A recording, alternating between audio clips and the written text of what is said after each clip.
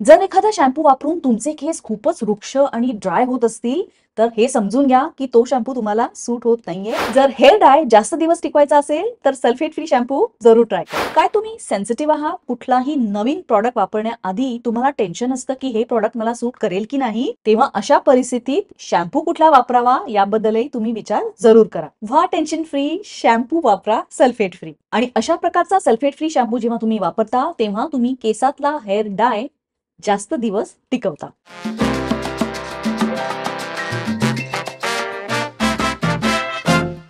काय तुम्ही केसांच्या वेगवेगळ्या हेअरस्टाईल ट्राय करता आणि केस स्ट्रेटनिंग करता, हेअर रिबॉन्डिंग करता, फॅशन कलर वापरता किंवा पांढरे केस लपवायला हेअर ड्राय करता? जरूर करा, खुशाल करा, पण अशा केसांची खास निगा, खास काळजी सुद्धा घ्या. कारण जर अशा केसांची तुम्ही योग्य काळजी घेतली नाहीत तर तुम्हाला केसांचे प्रॉब्लेम हमखास होणार. जसं वृक्ष केस, कोरडा टाळू, पिंजारलेले केस, डॅमेज केस जे अगदी विंचरता विंचरताच तुटतात. मग तुम्ही शोधायला लागता हेअरफॉल साठी कुठला बरं शॅम्पू वापरावा.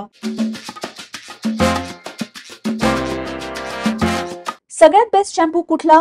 तर तो शॅम्पू प्रत्येक व्यक्तीनुसार बदलत असतो. कारण व्यक्ती तितक्या प्रकृती. आपले केसांचे हेअर टाईप वेगवेगळे असतात. कोणाचे केस असतात ऑइली, कोणाचा टाळू असतो अतिशय कोरडा, कोणाचे केस असतात सरळ, वेवी किंवा अगदी स्प्रिंग सारखे कुरळे कुरळे. त्यामुळे कोणताही एक शॅम्पू रामबाण इलाज नाहीये बेस्ट शॅम्पू शोधत असाल तर. कारण बेस्ट शॅम्पू तोच आहे जो तुमच्या केसांना सूट होतो.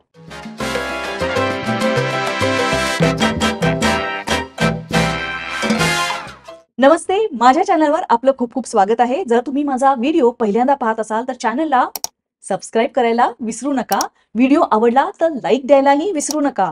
आणि जर हाईप असा ऑप्शन आला तर व्हिडिओला हाईप जरूर करा, कारण छोट्या चॅनलसाठी हे खूप महत्वाचं आहे. शॅम्पूचं काम काय असतं? शॅम्पूचं काम असतं केसांना स्वच्छ ठेवणं.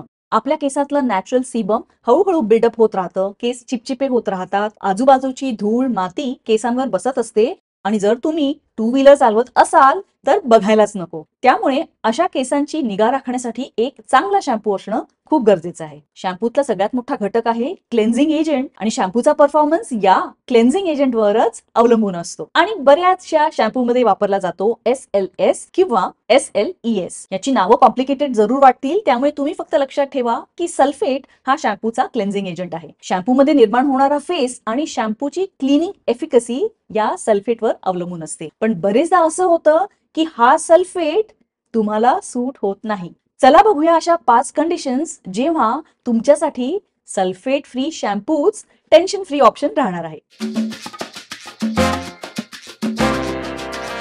शॅम्पू मधले सल्फेट SLS किंवा SLES केसांमधून साचलेली धूळ, माती, डॅन्ड्रफ तर काढतातच, पण याबरोबरच क्लीन करतात सीबम जे केसांवर नॅचरली स्रवत असतं आपल्या टाळूमधून. ज्यांचे केस ऑइली आहेत त्यांना तर काही प्रॉब्लेम होत नाही. ज्यांचे केस वृक्ष आहेत, टाळू कोरडा आहे, त्यांना मोठाच प्रॉब्लेम होऊन जातो. कारण सल्फेट अतिशय चांगली धुलाई करतो आणि टाळूवरचं हे नॅचरल सीबम पूर्णतःच काढून टाकतो आणि ड्राय असलेला हा टाळू अजूनच ड्राय बनतो. शॅम्पूमुळे टाळूवरचं हे नैसर्गिक सीबम पूर्णपणे साफ होऊन जाणं याला म्हणतात स्ट्रिपिंग इफेक्ट. आणि जर तुमचा स्कॅल्प आधीच ड्राय असेल तर या स्ट्रिपिंग इफेक्टमुळे अजूनच पंचायत होऊन जाईल. जर तुमचे केस खूप राठ, वृक्ष आणि टाळू ड्राय असेल तर सल्फेटवाला शॅम्पू टाळा.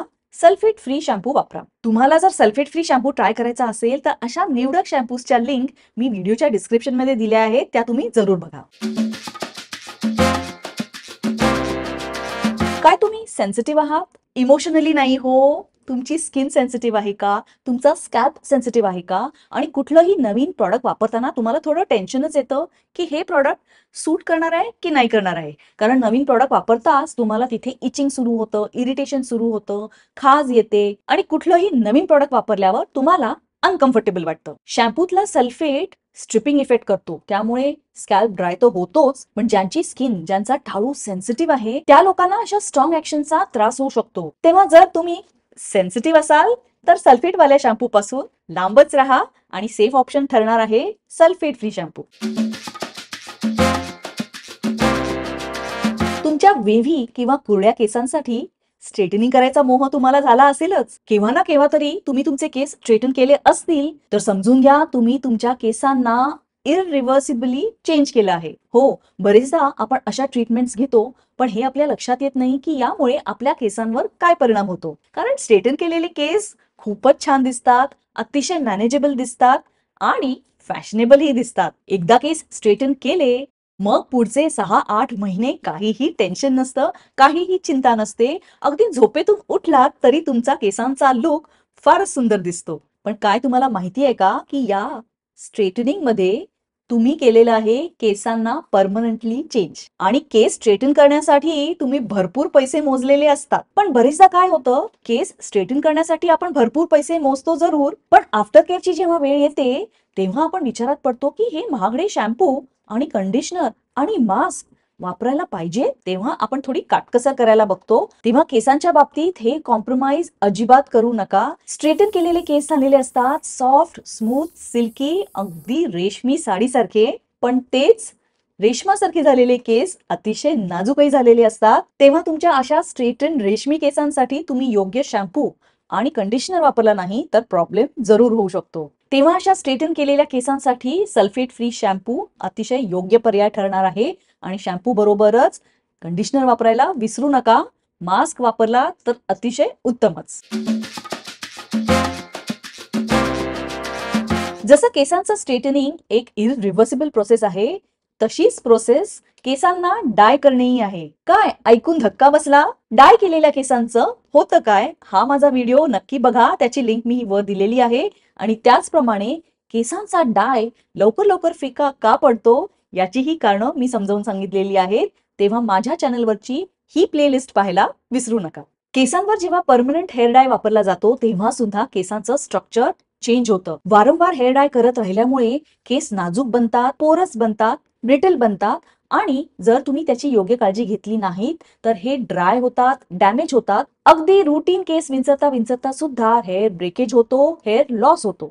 तेव्हा केसांवर फॅशन हेअर कलर वापरणं, केसांना ब्लीच करणं, ब्लॉन्डिंग करणं, हायलाइट्स करणं किंवा रेग्युलर हेअर डाय वापरणं सुद्धा यामुळे केस होतात केमिकली प्रोसेस्ड. तेव्हा अशा केमिकली प्रोसेस्ड केसांसाठी सुद्धा तुम्हाला वापरला पाहिजे एक माइल्ड जेंटल शॅम्पू जो केसांची निगा राखेल, केसांना स्वच्छ तर करेल पण केसातला कलरच ओढून काढणार नाही आणि केसातल्या नॅचरल सीबमला स्ट्रिप आउट करणार नाही आणि केसांवर कंडिशनिंग इफेक्ट कायम ठेवेल. जेव्हा तुम्ही सल्फेट फ्री शॅम्पू वापरता तेव्हा तुम्ही केसाच्या हेअर डायचं सुद्धा लाईफ एक्सटेंड करता.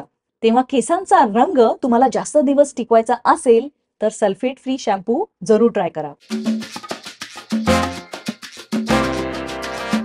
माझे केस कुरळे नाहीयेत पण माझ्या काही मैत्रिणींकडनं मी हे जरूर ऐकले की कुरळे केसवाल्या लोकांना नहायचीच भीती वाटते. नहायल्यावर त्यांचे केस हे पिंजारले जातात, अगदी अनकंट्रोलेबल होतात, अनमॅनेजेबल होतात आणि चापून चोपून तेल लावून त्यांना बसवायला लागतं किंवा अगदी घट्ट वेणीच घालायला लागते. पण तुम्ही हा विचार केलाय का की सल्फेट शॅम्पू ऐवजी सल्फेट फ्री शॅम्पू वापरला तर काय होईल? कुरळे केसवाल्या लोकांसाठी सल्फेट फ्री शॅम्पू म्हणजे एक वरदानच असतं. कारण अशा शॅम्पूमुळे फ्रीज कमी होते, कंट्रोल होते, मॅनेजेबल होते. पण लोकांची एक कंप्लेंट नेहमीच असते की सल्फेट फ्री शॅम्पू सल्फेट वाल्या शॅम्पू पेक्षा महाग असतात. तेव्हा जर तुम्हाला या 5 प्रॉब्लेम पैकी कुठलाच प्रॉब्लेम नसेल आणि स्वस्त आणि मस्त शॅम्पू वापरायचा असेल तर माझा पुढचा व्हिडिओ नक्की बघा. चॅनलला सबस्क्राईब करायला विसरू नका आणि व्हिडिओ आवडला तर लाईक द्यायलाही विसरू नका. पुन्हा भेटूया अनबॉक्सिंग लाईव्ह श्वेता बरोबर मध्ये.